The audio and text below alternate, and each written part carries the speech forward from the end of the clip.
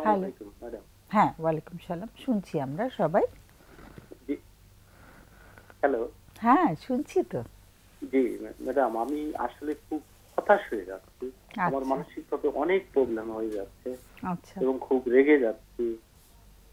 মানে নিজেকে অনেক অপরাধীও মনে হয় যে আমি আসলে কি করতেছি। আমার মানসিকভাবে অনেক প্রবলেম হয়ে যাচ্ছে। একা, একা প্রশ্ন করতে থাকি হুম, যে আসলে আমি এটা কি করব? আগের চেয়েও যে এ নিয়ে আমার পারিবারিকভাবেও অনেক প্রবলেম হয়ে যাচ্ছে। আচ্ছা, বাচ্চাদের সন্তানদের মনে করেন তাদের মানসিকভাবে তাদেরও তার অনেক সমস্যা হয়ে যায়। হুম। বয়সটা আমি কত এখন? আমার এখন বয়স হচ্ছে 47। সরি? জি, আমি এই এখন ব্যবসায়িক এখন কাজে বয়সটা কত চলছে? 47 মানে 47। আচ্ছা, 47। জি ওকে। আর বিবাহিত এবং সন্তানও আছে, তাই তো? জি জি জি জি আর সন্তান কজন? দুইটা দুইজন। বয়স কত ওদের? একজন 14 বছর হুম, আর একজনের বয়স 6 বছর। 6 বছর। আর বিয়ের বয়সটা? আমার 15 বছর। 15 বছর। আর এই যে হতাশা থেকে একটু রাগও তৈরি হচ্ছে, কোনো কিছু ভাল লাগছে না, এইটার শুরু কবে থেকে? শুরু আমি মানে তখন বুঝি না। আমি আমার অফিসিয়াল ভাবে কাজ করতে যেয়ে আমি একটা অ্যাক্সিডেন্ট করেছিলাম। আমার ওহো! দুটো পাই ভেঙে যায়। অনেকটা আচ্ছা। এখনো ওই যে গত প্রায় আমার 5 বছর আমি ওই পার যখন হাঁটতে পারতাম না। 5টা বছরই আস্তে আস্তে ধীরে ধীরে মাথায়ও আঘাত ছিল। হয়তো সবাই ধারণা করছিল যে আমার অফিস থেকেও যে মনে হয় হয়তো মারা গেছি। হুম। যাবো আমার আসলে কামব্যাক করার সুযোগটা অনেক কম ছিল মানুষের আচ্ছা, যেখানে। এবার আজকে কি দ্বিতীয়বার ফোন করা হলো আমাদেরকে?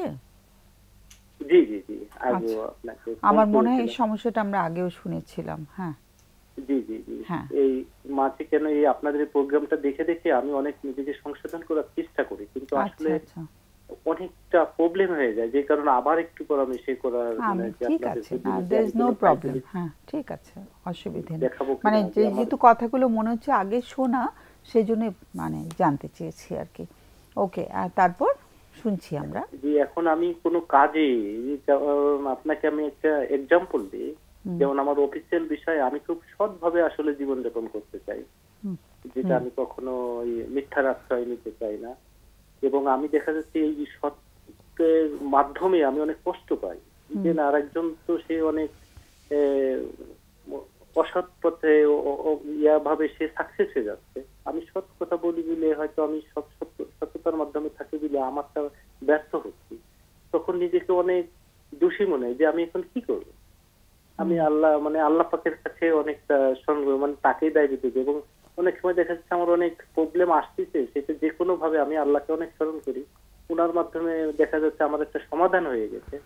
আমি সেই করে তখন আল্লাহ তাআলা অনেক খুশি মনে হয়। যখন আমি ব্যর্থ হচ্ছি তখন নিজেকে সামলাইতে পারতেছি না। হুম। দেখা যাচ্ছে ওই অবস্থায় বাসায় আসতেছি, আমার পরিবারও আমাকে দেখা যাচ্ছে বুঝতেছে না। তখন তাদের সাথে অনেক খারাপ আচরণ করে ফেলতেছি। পরিবার মানে স্ত্রী? জি জি জি আচ্ছা। কেমন দুজনের সম্পর্কটা কেমন মনে এই হয়? যে ওই এই সব কারণে সম্পর্ক এই যে এখন ভালো যাচ্ছে না, খুবই কোন সব খারাপ। কারণে? এই যে আমি এই এখন যেমন আমি আহ, তাদের জন্য আমি তাদের বোঝাইতে চাই, দেখো আমি তো কষ্ট করতেছি তোমাদের জন্য, আমার কাছে যা আসবে তো তোমাদের হাতে। দেখা গেল যে তাদের এটা বুঝানোর পর আমি একটা প্রবলেমে পড়লাম তাকে। যেমন একটা এক্সাম্পল আপনাকে দিই। আমি বললাম যে আমি কি এই প্রবলেমে আছি, তুমি কি একটু হেল্প করতে পারবা কিনা। দেখা যাচ্ছে সে হেল্প কি করলো। রকম হেল্প চাওয়া হচ্ছে? না, এরকম হেল্প মানে এই যে বাচ্চাদের ধরে ই করা, তারপর দেখা যাচ্ছে যে কোন রকম যে আমি এই অফিসে যাচ্ছি, আমার আজকে অফিসিয়াল ঝামেলায় আমি এই অফিসে ধরেন কিছু অর্থনৈতিক বিষয় থাকে, অফিসটা সামলায় আমি ম্যানেজ করে সেটা দিয়েছিলাম। হঠাৎ দেখা গেলো ওইটি গ্যাপ করার পরে এরকম অলওয়েজ টাইম না, মাঝে মধ্যে যে তোমার যদি কোনো ক্যাপাসিটি থাকে আমাকে একটু ধরেন 1000 টাকা অথবা মানে এরকম হেল্প করতে পারবা কিনা মেসেজে তোমাকে স্ত্রী আবার কি আমি। কোনো কাজ করছেন? জি স্ত্রীও কোথাও কাজ করছেন? উনিও কি না উপার্জন? না না না না আচ্ছা। বাসায় থাকে এবং তার কাছে এটা আশা করি না কখনো যে হুম, না তার তো এটা নাই। আমি এমনি মনের ধরেন একটা আমি সঙ্গী খুঁজি যে একটা পরামর্শের জন্য, যদি কোনোভাবে ইয়া হবে কিনা। দেখা যাচ্ছে কোনোভাবে সে তার কাছে যেটা আমার একটা আইডিয়া থাকে হয়তো এইটা তার কাছে থাকতে পারে, অথবা সে এই হেল্পটা করতে পারে, মানে সম্ভব যেটা ওর জন্য সম্ভব, আমি কখনো তাকে ইয়া করি না। যদি ইয়েস আর নট হবে কিনা, তখন দেখা যাচ্ছে কি হ্যাঁ সে হেল্প করলো, আমি নির্দিষ্ট টাইমে তাকে আমি এবার ব্যাক করতে পারলাম না, তখন আচ্ছা, সে অনেক ইয়া হয়ে যাচ্ছে, এগ্রি হয়ে যাচ্ছে, একটু যে রাগ তুমি হয়ে আমাকে যাচ্ছে। এইটা বলছিলে, তুমি এটা কেন পারলে না। হুম। আমি আবার বুঝাই, দেখো আমি ওখান থেকে ম্যানেজ করে আমি এই কাজটা সারছি, এটা তো আমাকে সবার জন্যই, কিন্তু দেখা যাচ্ছে হঠাৎ আমি তখনই সে বুঝতেছে, হুম। বোঝে যে না এই প্রবলেমটা 2 দিন পরে তো আমার এই সলভ হয়ে যাবে, হুম। আমার তো অনেক ইনভেস্ট হয়ে আচ্ছা, গেছে। একটু একটা কথা মনে হচ্ছে আমার, এই মুহূর্তে স্ত্রী কি পাশে বসা নাকি উনি ঘুমিয়ে না গেছেন? উনি ঘুমাচ্ছে, এই যে আমাদের দেখা যাচ্ছে যে দুজনের মধ্যে এই নিয়ে একটু বাকবিতন্ড, হ্যাঁ, সে ঘুমাচ্ছে, আমি আলাদা। সরি, সে ঘুমাচ্ছে। ঘুমিয়ে পড়েছে।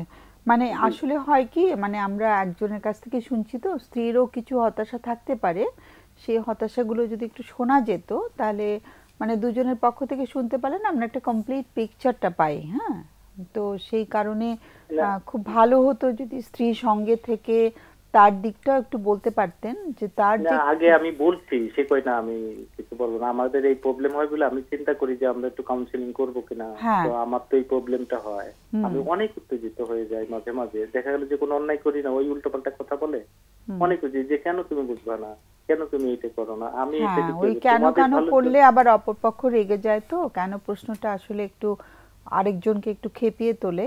সো আমরা বরং কেন প্রশ্নের বদলে কিভাবে তুমি আমাকে আমাকে সহায়তা করতে পারো। হ্যাঁ, এই যে হাউ, ওয়্যার, হ্যাঁ, ওয়েন, মানে কোন সময় থেকে এটা হলো এটা নিয়ে আলোচনা করা, কিন্তু ওয়াই কোশ্চেনটা একজনকে একটু ডিফেন্সিভ করে ফেলে বেশি আর কি, সেও তখন প্রতিবাদের স্বরে উত্তর দেয় আর কি। তো যাই হোক, এটা জাস্ট আমি ফাঁক দিয়ে একটু বললাম। আজকে আমাদের কাছে প্রশ্নটা কি? যে ম্যাডাম আমি এই হতাশা থেকে আমি কিভাবে আসলে একটু পরিত্রাণ পাবো, যে আমি আসলে এমন হতাশ হয়ে যাই যে আমার মনে হয় কি করবো, ভালো লাগে না যদি আমার, আর আমি এত ভালোভাবে চলতে চাবো হয় না, অনেক হতাশে যে আমি চিন্তা করি, আবার এরকমও বলে ফেলি যে আমার ওই সময় মরে যাওয়াটাই মনে হয় ভালো ছিল। যেমন হ্যাঁ, কিন্তু বাচ্চাদের অনেক জীবনে যে সময়। এতগুলো প্রাপ্তি আছে, আমরা অ্যাক্সিডেন্টের পরে আবার আবার জীবন শুরু করতে পারলাম, দুটো সন্তান আছে, তারাও মানে বেড়ে উঠছে চোখের সামনে। আমরা তো যাদের সন্তান নেই তারা তো অনেক হাহাকার নিয়ে বাঁচেন। আমাদেরকে সৃষ্টিকর্তা দুটো সন্তান দিয়েছেন, আমার একটা সংসার আছে। আমরা প্রাপ্তিগুলো কি কখনো হিসেব করে দেখেছি?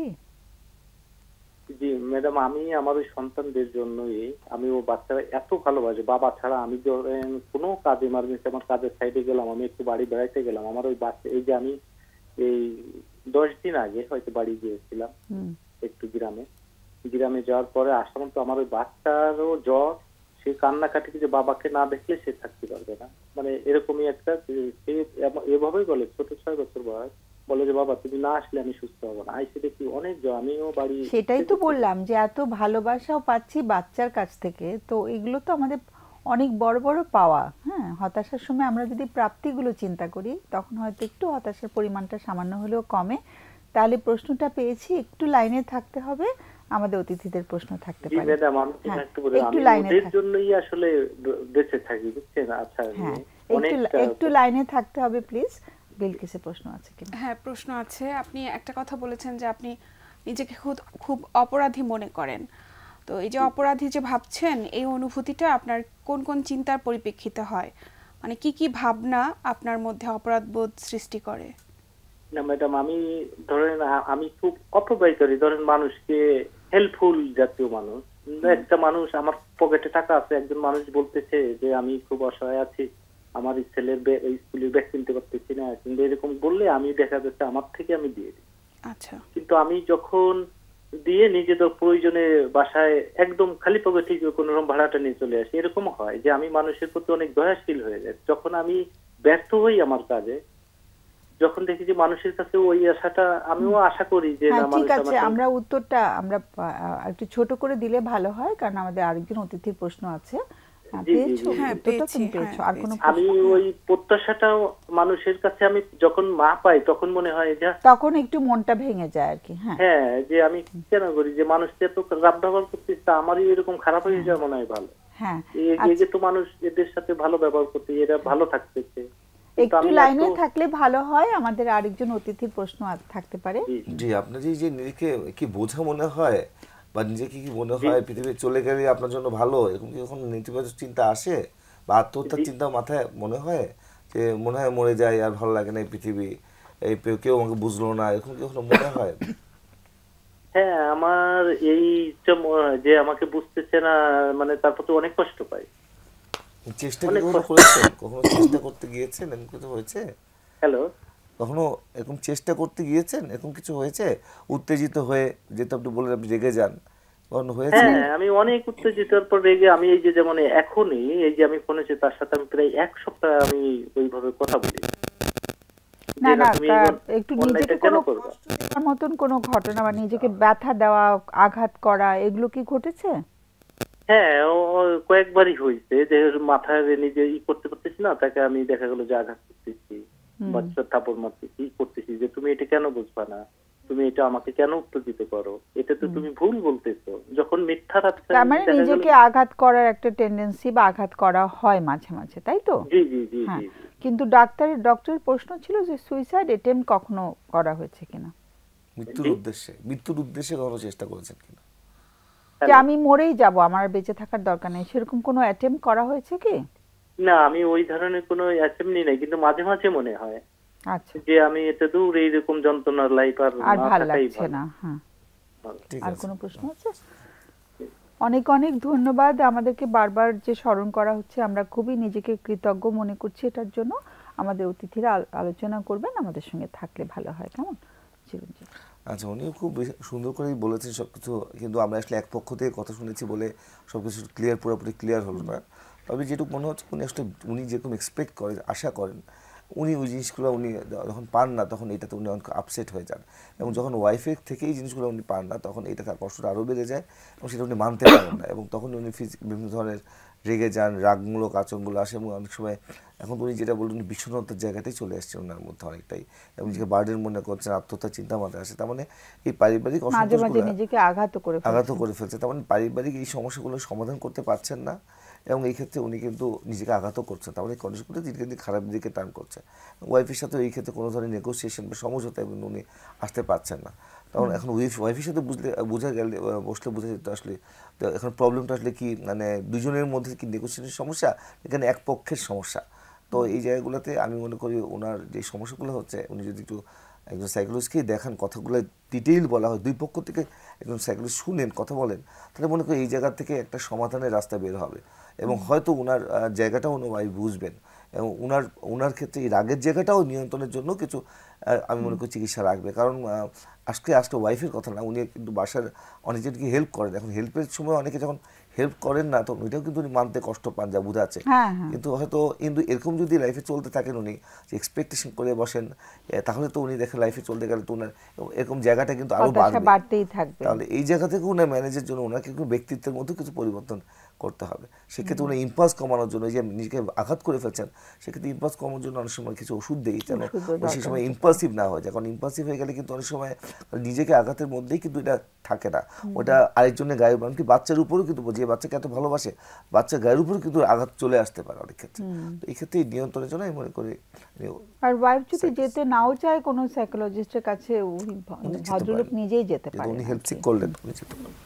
এবং আমার কাছে যেটা মনে হয়েছে যে তার মধ্যে আরেকজনকে সন্তুষ্ট করার তাগিদটা অনেক বেশি। হ্যাঁ, তো এই জায়গায় কিন্তু কাজ করার আছে, আমরা চাইলেই সবাইকে সন্তুষ্ট করতে পারবো না। এই বিশ্বাসটা অবশ্য তার ছোটবেলা থেকেই হয়তো তার মধ্যে লালন করে তিনি এসেছেন। একসাথে মানে এক নিমেষে এটা চলে যাবে না, এটা আস্তে আস্তে তাকে প্র্যাকটিস করতে হবে। যে ওয়াইফের কথা যদি বলি, তিনি ওয়াইফের সাথে শেয়ার করছেন, কিন্তু তাদের মধ্যে বোঝা যাচ্ছে যে তাদের কমিউনিকেশন গ্যাপ কিন্তু হচ্ছে। তিনি যখন শেয়ার করছেন তখন হয়তো ওয়াইফ নিজে থেকে একটা তাগিদ অনুভব করছে যে আমার তাকে হেল্প করা উচিত, কিন্তু যখন আমি হেল্প করতে পারছি না তখন হয়তো নিজের যে মধ্যে যে ইমোশনগুলো তার হচ্ছে, হয়তো ওয়াইফও নিজেকে অপরাধী বা হেল্পলেস মনে করতে পারে এই জায়গায়, সেই জায়গা থেকে ওয়াইফ হয়তো মাঝে মাঝে রিয়েক্ট করে বসছেন। তো এই জায়গায় দুজন একসাথে বসে ওয়াইফের সাথে এমনি শেয়ারিংটা আস্তে আস্তে বাড়ানো যেতে পারে, যে কোনো এক্সপেকটেশন ছাড়াই আমি তো শেয়ার করতে পারি। আমি তোমার কাছে একটা সমস্যা শেয়ার করছি মানে এটা না যে তোমাকে আমার হেল্প করতে হবে। হ্যাঁ, এই জায়গাটা নিয়ে একটু কাজ করতে পারে এবং হচ্ছে প্রেজেন্টে থাকাটা একটু প্র্যাকটিস করতে পারে। অ্যাক্সিডেন্টের পর আপনি যেটা বললেন যে অ্যাক্সিডেন্টের পর এত কিছুর পরও যে সে আবার চেষ্টা করছে এবং তিনি রেগুলার এখান থেকে মানে শোনেন, নিজেকে নিয়ে কাজ করেন, এই জায়গাগুলোকে একটু অ্যাপ্রিসিয়েট করা আর অন্যকে সন্তুষ্ট করার চিন্তাটাকে একটু পরিবর্তন করা।